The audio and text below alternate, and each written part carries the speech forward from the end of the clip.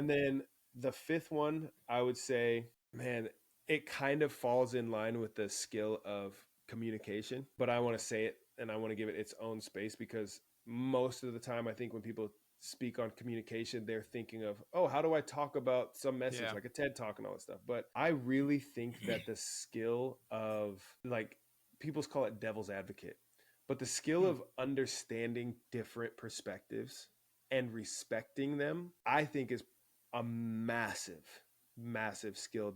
I would say it's underrated, it's underused, it's underutilized, it's underdeveloped, it's undertrained across the board in the Western world.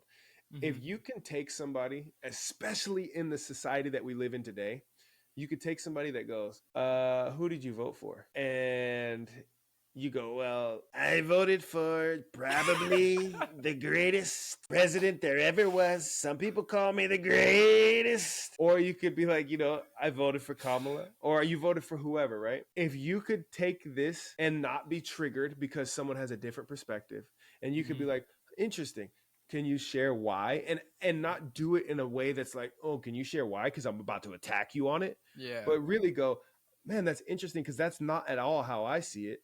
Can you share why? Because I'm really interested to know your perspective on that, and really have that sort of opposing perspective curiosity. Man, I can't tell you how many times that has served in every arena of my life, from just hanging out in personal settings to professional settings where it's like it would otherwise be so off-putting, and instead it's like curiosity driving and then builds a crazy good bond.